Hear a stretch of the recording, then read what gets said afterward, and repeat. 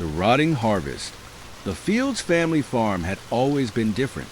While neighboring lands suffered under drought, blight, and failing harvests, their fields remained lush, overflowing with crop season after season. The soil was dark and rich. The plants grew strong, and even the worst storms never seemed to touch their land the way it did others. It had been this way for as long as anyone could remember, passed down through generations, always thriving. No one questioned it, not out loud. Then William Fields, the family's patriarch, was found dead in the barn one cold autumn morning. His body was twisted in an unnatural way. His fingers curled like claws, his mouth locked open in a silent scream. There were no wounds, no signs of struggle, just a man who had seemingly been seized by some unseen force, frozen in his final, agonizing moment. The doctor, unable to explain what had happened, simply ruled it a heart attack. But James and Margaret, his children, knew their father. He had been strong, healthy. The idea that his heart had simply stopped didn't sit right with them. The funeral was small, quiet. Just a handful of neighbors murmuring condolences, the wind whistling low through the trees. William was buried in the family plot at the edge of the farm, beneath the old oak tree that had stood watch over their land for generations. And then, life was supposed to go on. James and Margaret, though still mourning, knew the farm couldn't wait.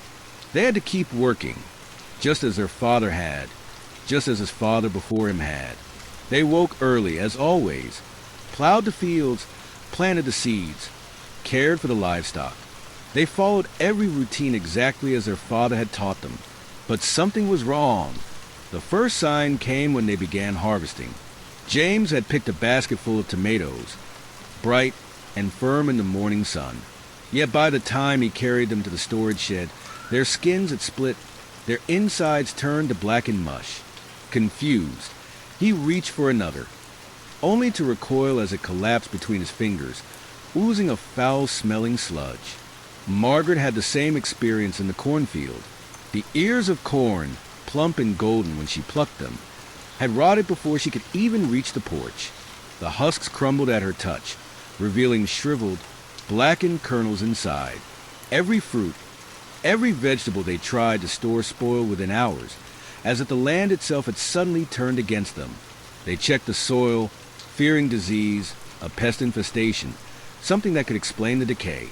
But the earth was just as it had always been, dark, rich, smelling of rain and life. Yet when they dug deeper, their shovels struck something hard.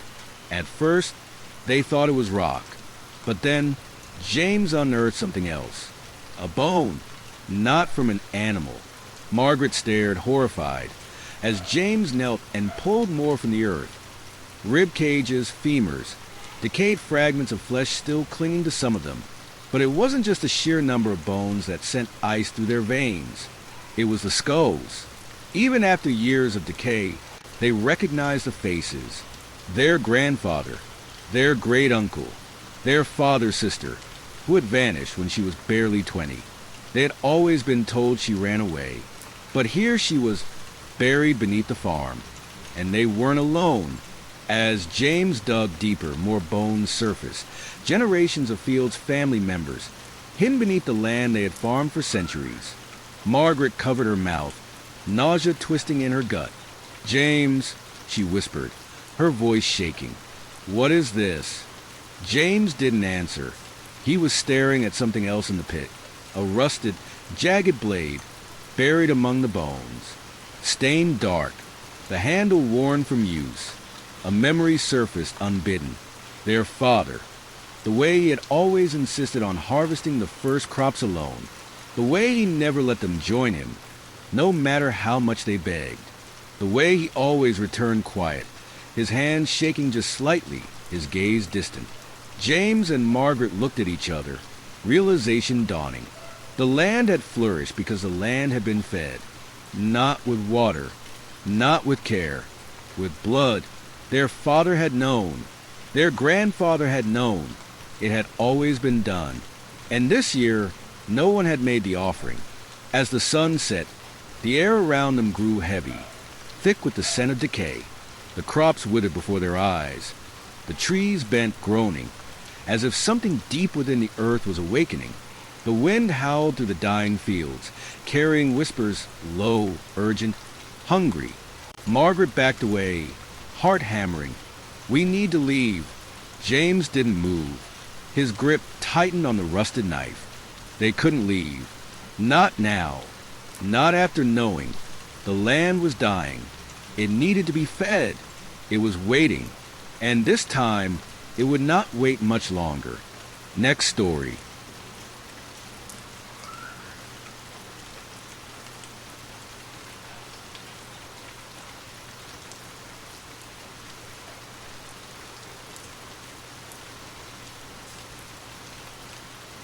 The Whispers in the Cornfield.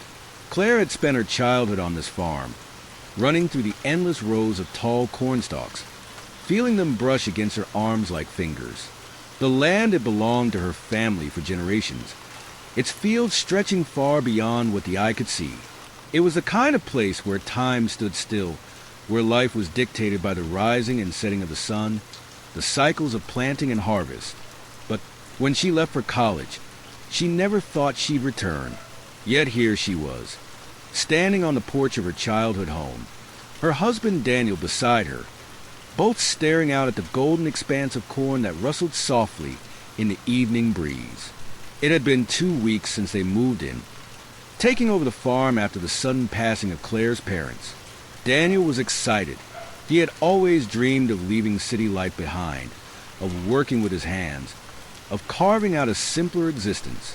Claire, on the other hand, couldn't shake an unsettling feeling.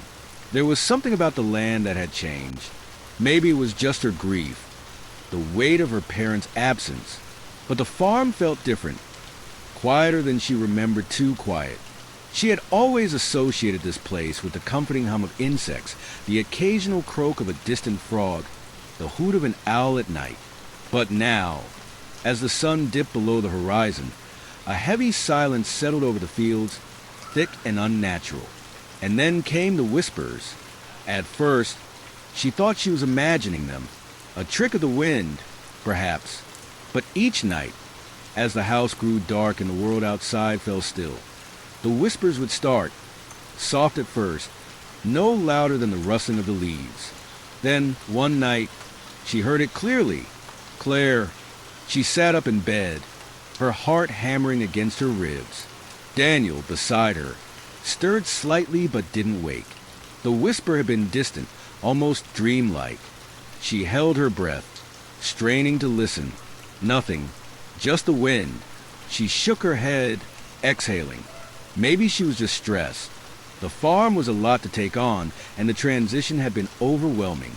But then it happened again. The next night, as she stood on the porch watching the fireflies dance in the humid air, she heard it again. Claire. This time, it came from the fields. She turned sharply, staring into the darkened rows of corn. The stalks swayed ever so slightly, but there was no wind. The whisper came again, weaving through the leaves, brushing past her like a breath against her skin. A shiver ran down her spine. She hurried inside, locking the door behind her.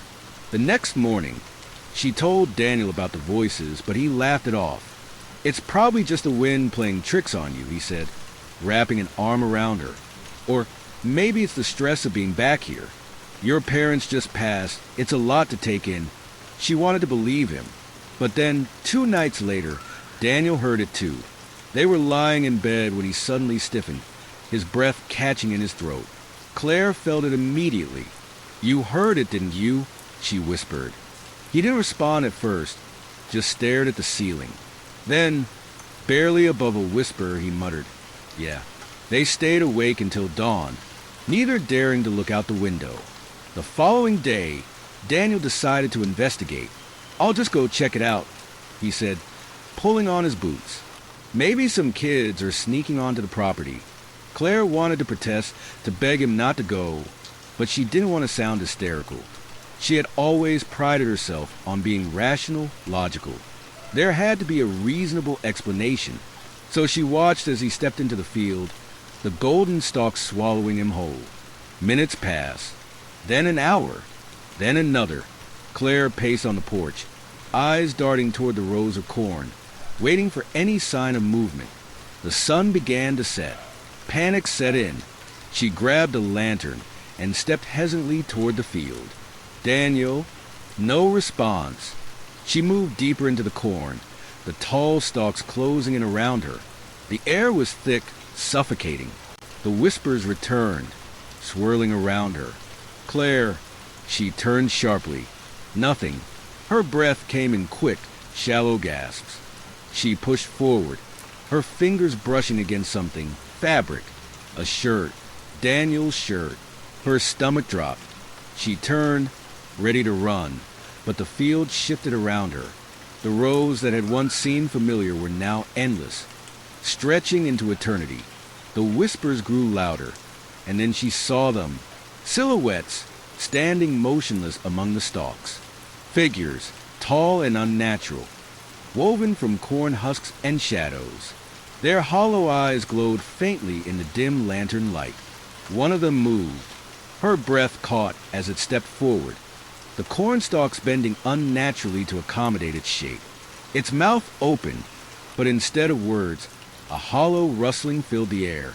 She turned to run, but the ground beneath her softened, pulling at her feet like wet soil. The whispers surged, a cacophony of voices, pleading, calling, begging.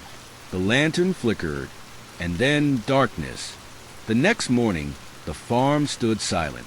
The townsfolk, wary of the land's history, already knew what had happened. Two new figures stood at the edge of the field, woven into the corn itself, their hollow eyes staring blankly at the horizon. The field had taken its due, and it would be hungry again next season. Next story.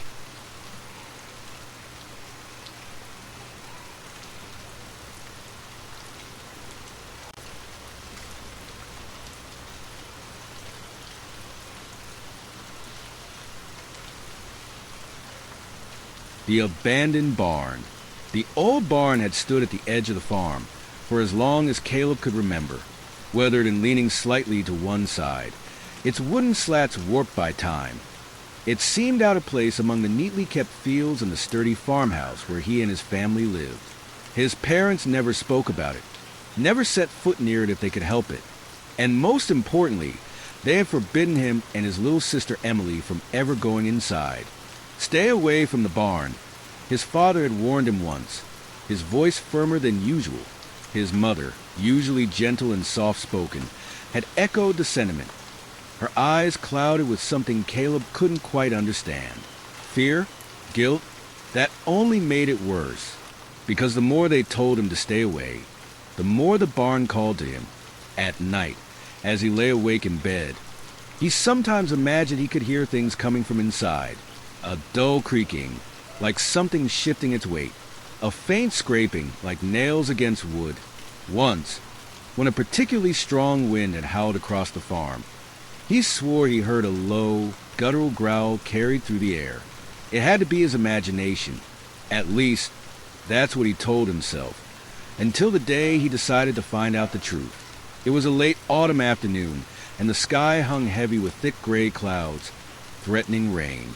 His parents had driven into town to pick up supplies, leaving him in charge of Emily. Stay inside, they had instructed. We won't be gone long. Caleb had nodded, knowing full well he wouldn't listen. The moment their truck disappeared down the dirt road, he turned to Emily. Stay here, he said. She frowned. Where are you going? Nowhere. She crossed her arms. You're lying. He hesitated, then sighed. I need to check something.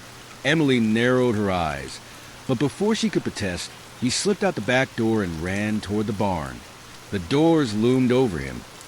The heavy wood warped and cracked, bound together with rusted iron hinges. Up close, the barn smelled of old hay, damp earth, and something else. Something metallic. Caleb swallowed. His hands trembled as he reached for the latch. It was unlocked. With a slow, deliberate motion, he pulled the door open just enough to slip inside. The air was thick, heavy with dust and something fouler. He blinked. waiting for his eyes to adjust to the dim light filtering through the broken slats. Then he saw them. Rows of cages. Rusting metal bars lined both sides of the barn, large enough to hold something big. Far bigger than a dog or a farm animal. Thick chains hung from the rafters, some still bolted to the ground. Claw marks marred the wooden beams, deep gouges splintering the surface. A chill ran through him. This wasn't just some abandoned storage shed. Something had lived here. Something his parents had kept here. A sudden shift in the air made his stomach drop. Breathing. Deep, heavy, raspy. The sound came from the darkness at the far end of the barn. Caleb's body locked in place. His instinct screamed at him to run, but his curiosity, his fear, kept him rooted. Slowly, he turned his head. A shape lurked in the shadows. Something large, something hunched. Its limbs were too long, its fingers curling around the bars of a half-broken cage. It exhaled, and Caleb caught the scent of rotting meat. Then it moved. A scraping sound, slow at first, then faster. Caleb bolted. He shoved through the door and sprinted back to the house, his breath coming in ragged gasps. His pulse hammered in his ears as he threw himself inside and slammed the door shut, locking it behind him. For a moment, he just stood there, panting, staring at the barn through the window. Nothing followed him. No monstrous figure burst from the shadows. No clawed hands reached for him. But the barn stood there, waiting, silent, as if daring him to come back. When his parents returned, he ran to them breathless, words tumbling out in a frantic mess. I went inside. I saw. There was something in there.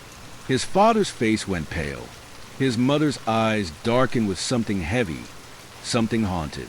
"Caleb," his father said sharply, grabbing him by the shoulders. "You didn't—" He heard it, his mother whispered. He saw it. His father cursed under his breath and turned toward the barn. But when they went back to look, the barn was empty. No cages, no chains, no claw marks, no thing in the darkness, just dust and silence. Caleb's parents exchanged a look he couldn't decipher. Then his father knelt in front of him, his grip firm on Caleb's shoulders. "You never go in there again," he said. "Do you understand me?" Caleb hesitated. "But do you understand me?" The fear in his father's eyes was enough to make him nod. That night, Caleb lay in bed, staring at the ceiling, trying to make sense of what he had seen. Had it all been in his head? Then a thud, soft, barely there. Then another, and another. A slow, deliberate pacing, just outside his window. Heavy, measured, like something was waiting. Caleb squeezed his eyes shut, forcing himself to stay still, his breath shallow. Then, Caleb, a whisper, ragged, almost human. He bit down on his lip, so hard he tasted blood. The footsteps lingered for a while, circling the house, stopping beneath his window. Then they retreated, back toward the barn. Caleb never spoke of it again, but every night he heard the footsteps, and every morning, when he dared to peek outside, he saw them, footprints in the dirt, leading from the barn, and stopping just beneath his window.